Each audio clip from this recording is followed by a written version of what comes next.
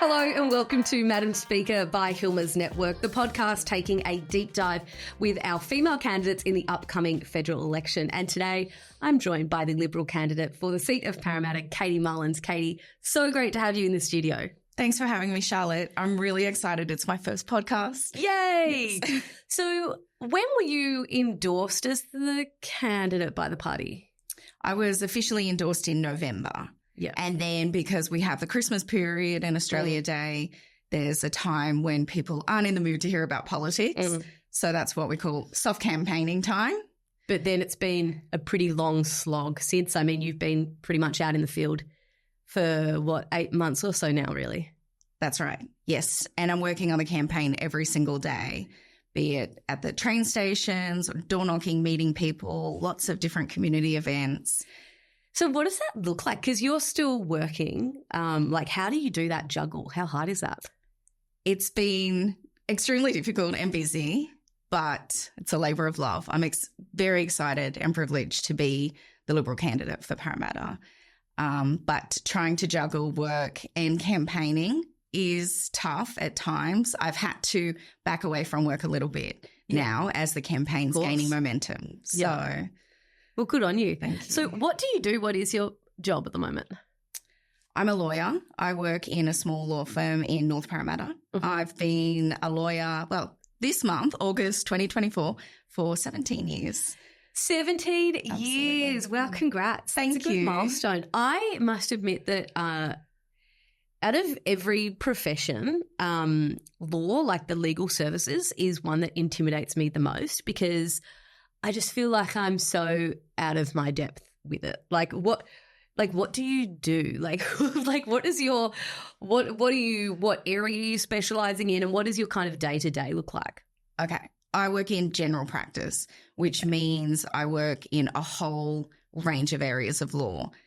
And that's great because it means every day is different and it's interesting. So I help local families and small businesses and other locals who come in with their issues.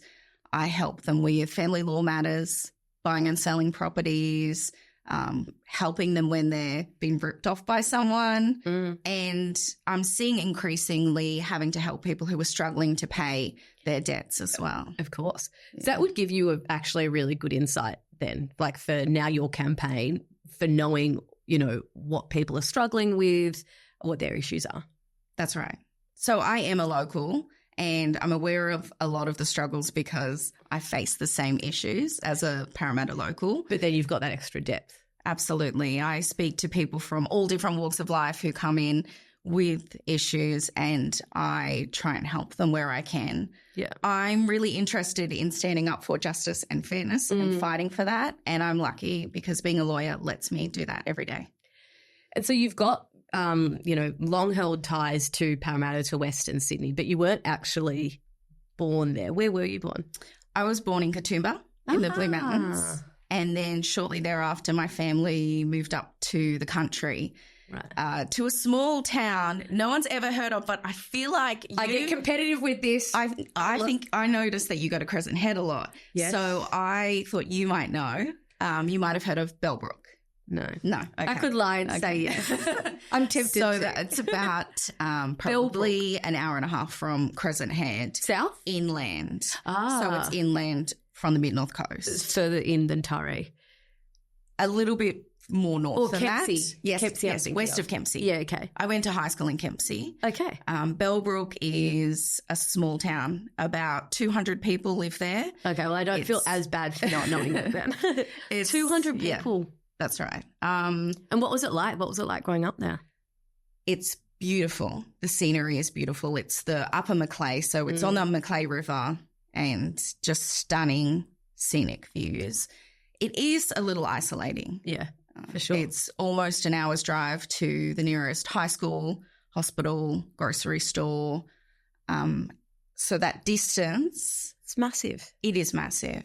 And I do know that it makes me appreciate the resources we have in Parramatta. Oh, absolutely. Accessibility to getting on a train or 25 minutes to Sydney CBD, and even things like the hospital. Yeah. Having the hospital so close. Yeah. It's a game changer. So how old were you when you moved to Bellbrook?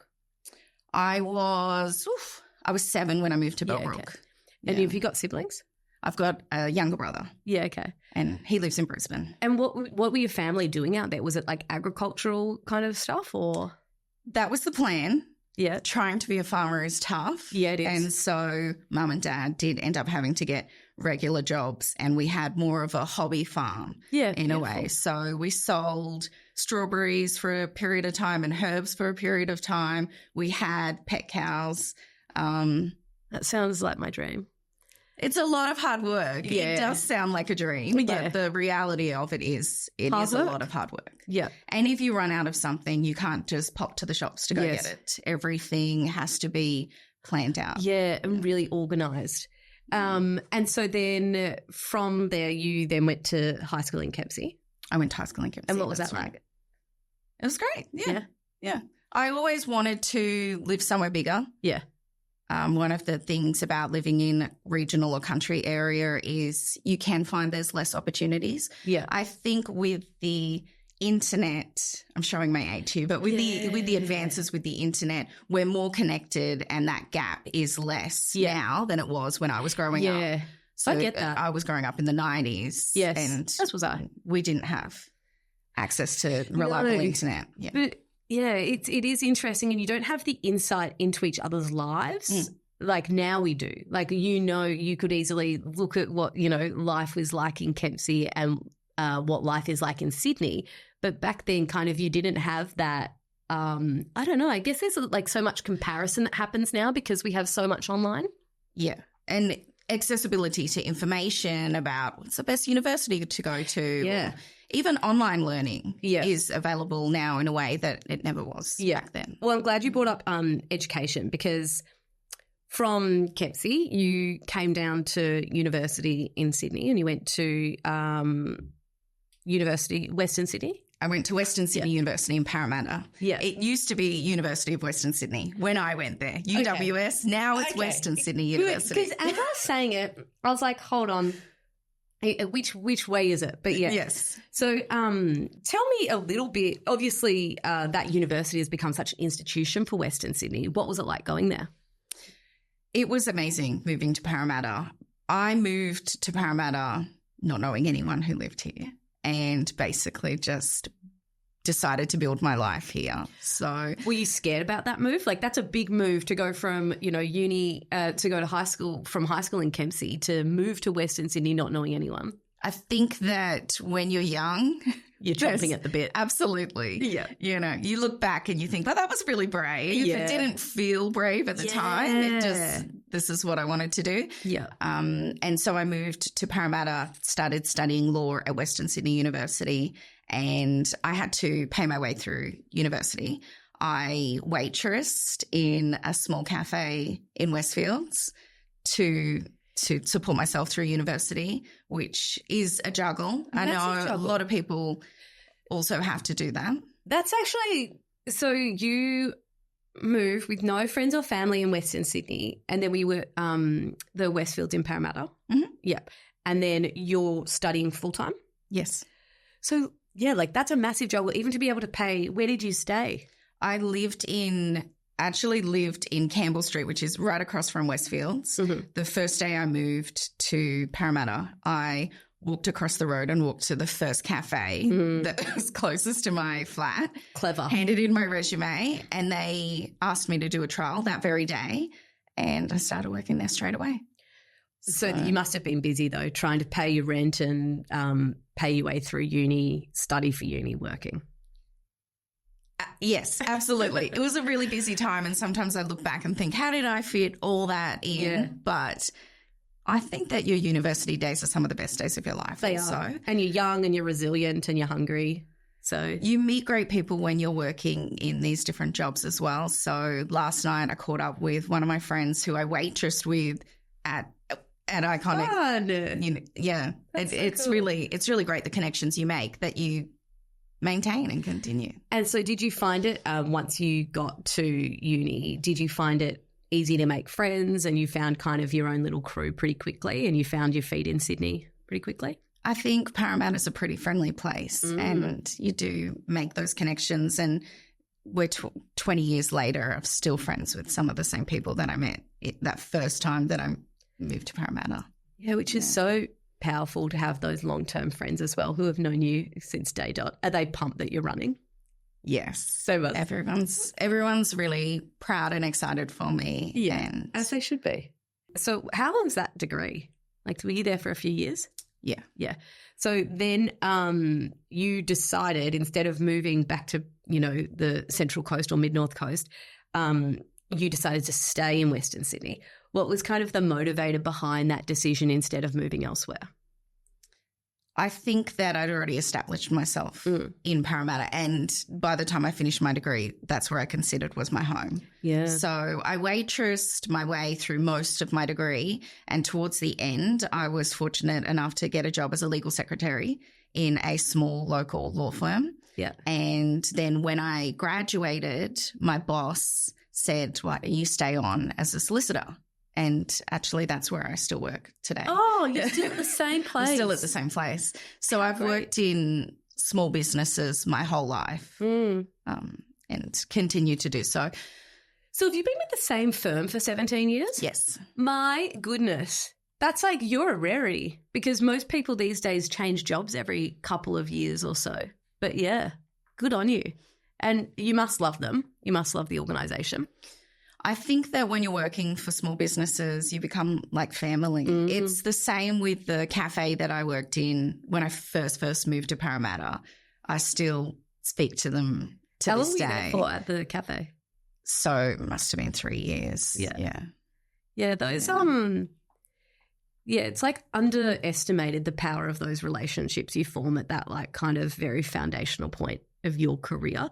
And to have an insight into hospitality is like awesome as well, because it is such you learn so much in hospitality that becomes really brilliant bedrock of skill sets for other industries as well.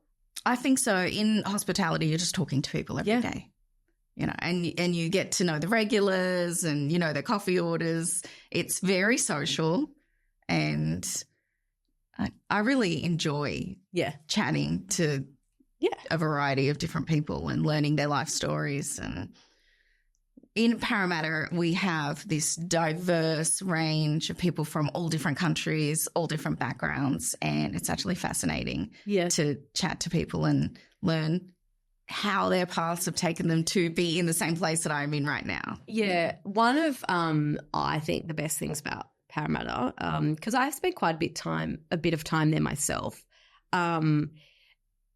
in certain parts of the world, really, there are certain towns that feel like everyone has lived there forever, and it's almost hard because it's very cliquey. And then there are certain places that I think are a lot easier to make friends with, and I think it's because it's not that it's more transient, but people kind of move in and they're a lot more flexible. Mm-hmm. They're a lot less rigid in their kind of friendship groups and things like that. And Parramatta, every time I've gone there, has just felt a lot more open and a lot more diverse, a lot more welcoming.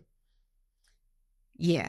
I think especially when you're looking at some of the smaller towns in the country, maybe that's where you've experienced that. I know what you're talking about. When I lived in New York, it was super easy to make friends because it was like this hodgepodge of people that like everyone was moving there, and it like, I guess, drawn to, same things really on a much larger scale, but the infrastructure, the resources that are there brings in, and the opportunities, it brings in so many different people that then, you meet all of these different people with different walks of life.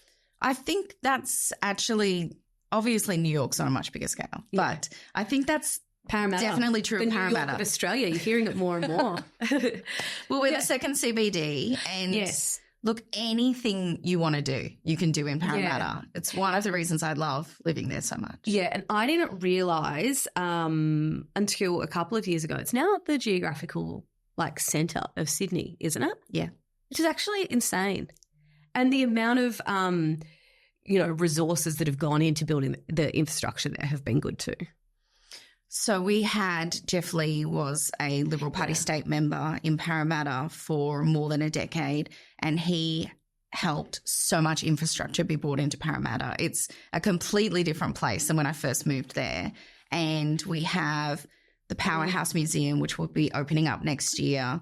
It's the largest cultural infrastructure that's been built in Australia since the Sydney Opera House, and we have it right in Parramatta. It's fantastic. I didn't know that. Yeah. That's a big coup. That's good for you guys. It's going to be amazing. Yeah. And in that area, we also have just sort of across the way Riverside Theatres. Yeah. And there's a $40 million investment going into upgrading Riverside Theatres. It's already fantastic, but just these upgrades will have a real cultural precinct there. Yeah, will be amazing. And then also the actual transport infrastructure is really good too. Yes. Which has come a long way. Yeah, that's right. And we have the light rail coming in, and they're testing the trams now. So we're seeing the trams all around the place, and that'll be opening up later this year. Yeah. We're working on the metro as well. And these are all things that the Liberal Party brought in to Parramatta. We also have, on a more practical side, almost $2 billion of investment that went into Westmead Hospital. Yeah. So that's now considered one of the best hospital campuses in the Southern Hemisphere. Yeah.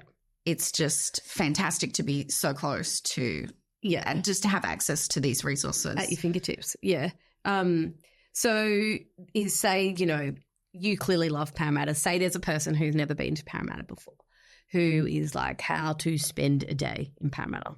Give me a bit of a blow-by-blow of like a rough itinerary of where you'd take them. Okay. Well, look, in Parramatta, one of the great things is there's all these small businesses that have fantastic coffees. Yes. So you've always got to start with a good coffee. If you want to do a little shop and go to Westfields and do some shopping, we have big Westfields there. Yep. And the first cafe I ever worked in Parramatta is Iconic Cafe in Westfield. Shout out to Iconic Cafe. Absolutely. Thank you, Monica and Eddie. They taught me how to make coffee because apparently I was really bad at it when I first went for the interview. Wow. I had lessons. So you were a barista. I had lessons every Friday night from Eddie teaching me how to make good coffee, and it sort of spoiled me after I left because I had high standards, but great coffee at Iconic Cafe. There's you can wander through Parramatta and find a whole range of little cafes. Yeah. There's one called Homage that has New York style bagels. If you want to get the cream cheese and smoked salmon, which I like to do sometimes. Yeah. There's lots of great places that you can discover like that. I think it would be a shame to miss out on the cafe culture. Yeah. You can go down to Parramatta Park, which is just Parramatta's big backyard for everyone who lives in an apartment. Yeah. It's fantastic. It's just so important to have that green space. Absolutely. Yeah. Absolutely. And there's walking tracks and cycling tracks and places for picnics. Yeah. We also have a lot of heritage in Parramatta. So we have Old Government House inside Parramatta Park. You can take a tour of Old Government House, and they even have candlelit ghost tours in the evenings, which is really fun and exciting too. Yeah. Candlelit ghost tours. That sounds terrifying. But fun. There's lots of fun things you can do. Yeah. You can check out Riverside Theatres. They have a range of different musicals and theatre shows. And also I love the indie plays that they host there. Yeah. It's one of my favourite things to do. We have the Fringe Festival coming up, and there'll be different shows on at Riverside Theatres that I'm looking forward to attending. Yeah. Well, that sounds like a pretty good day. That sounds like a good day in Parramatta. You also have to remember you can venture out further because we have such a range of multiculturalism in Parramatta. So you go just across to Harris Park. Yeah. You can trial the Indian cuisine. Wentworthville has a lot of Indian cuisine as well. You're just spoiled for choice there. Oh, absolutely. How good. So moving away for a moment from Parramatta and looking at the bigger picture. So, the election comes whenever it comes, whenever that may be. Mm. And, you're lucky enough to secure a spot and you're in the House of Reps. What are some policy areas that you would like to really have an impact on in your time in Parliament?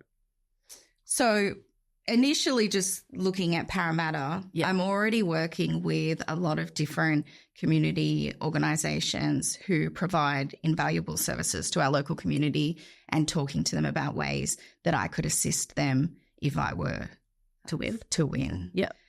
But more broadly speaking, something that I'm passionate about is getting people into their first home. Yeah. I think that it is discouraging that there are people who are doing all the right things, working hard, getting educated, starting a business, saving as hard as they can, and yet they can't afford to get into their first home. Yeah. In Parramatta, we have a lot of renters, myself included, and I think it's really important that people can aspire to own their own home. It is, in fact, one of the principles that the Liberal Party holds in high regard. Yeah. It's very important to us. Yeah. And it almost just feels like, we were promised that, like, do the hard work, do X, Y, Z, and it will equal home ownership. And that has kind of been part of the Australian dream for such a long time. And now that is broken, it is really, as you say, like, discouraging. And it's, like, very disheartening for all of those young people. People need to be able to aspire to that great Australian dream. And they need to also feel that if you work hard, you'll be rewarded for that work. Otherwise, where's the incentive for people to continue slogging forward, right? Yeah. One of the great ideas that we have in the Liberal Party, and Senator Bragg has talked about this a lot, is allowing people looking to get into their first home to access their superannuation, because that is your money sitting in super. We know that one of the best indicators of how well you'll retire is if you own your first home or not. And you'll actually be financially better off using your superannuation as your deposit to get into your first home than that superannuation sitting there being invested by someone else with lower returns than if you had your own property. Yeah. And one of the things that I'm quite passionate about is one of the fastest growing groups of homeless people is women over the age of 55. And one of the ways that, we know really assists those women is if they have a home. If they own a home, that really does help.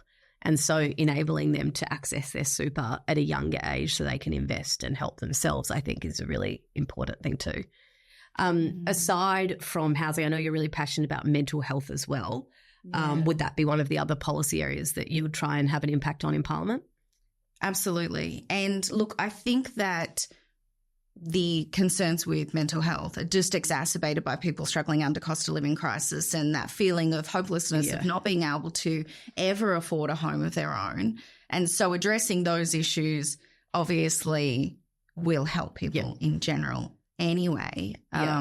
One of the things I was disappointed to see under Labor is they've cut the psychology subsidised sessions from 20 down to 10 per year. Yeah, so it was 10 and then it got put up to 20. That's right. And then it got slashed back down to 10. Got slashed back to 10. Yeah. And I really think it needs to be I think it needs to be 20. 10 is not enough when you need particularly assistance. when it's critical. Like people need, if they, it's less than one a month. It's nowhere near enough.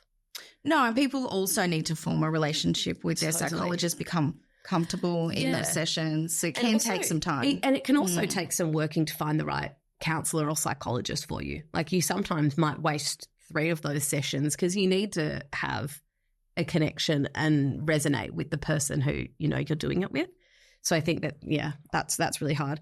And in terms, we touched on green spaces before, but I know that that's another thing that kind of you would like to draw attention to, particularly in the seat of Parramatta.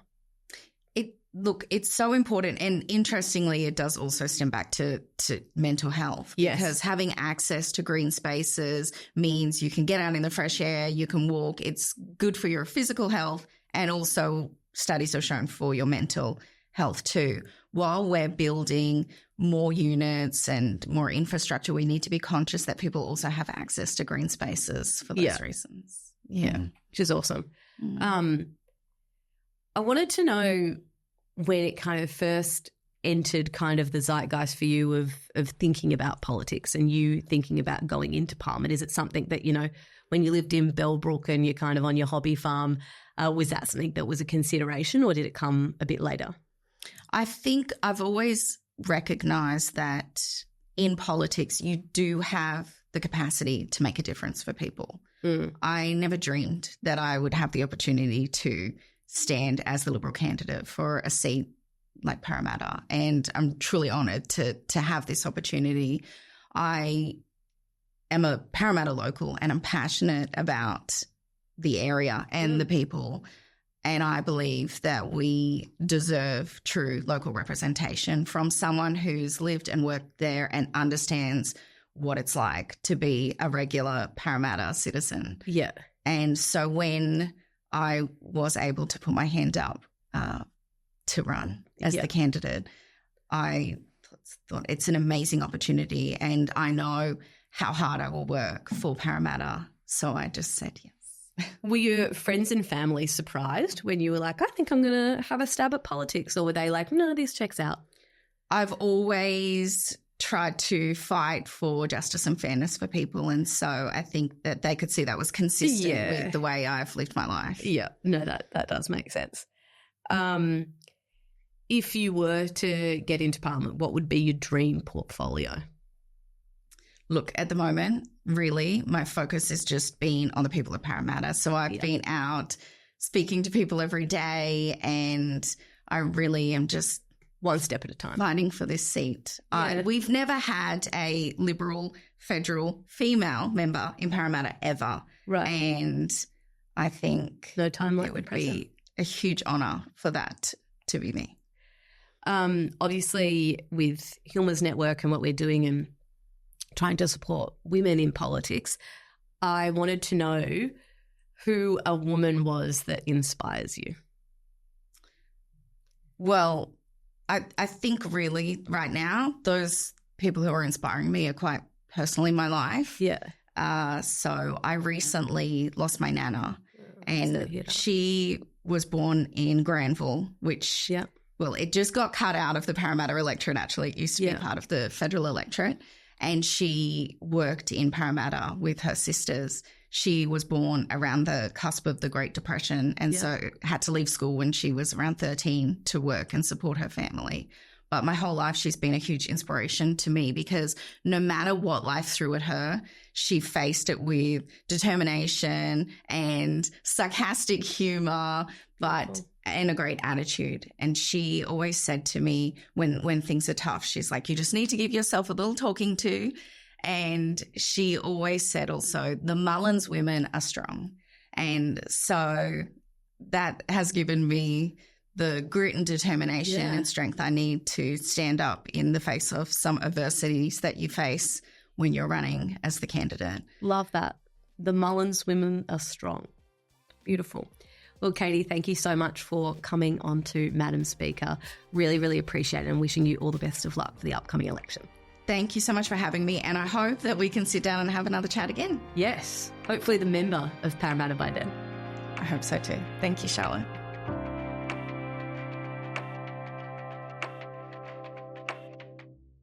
Authorised by C. Mortlock, Hilma's Network Foundation Limited, Sydney.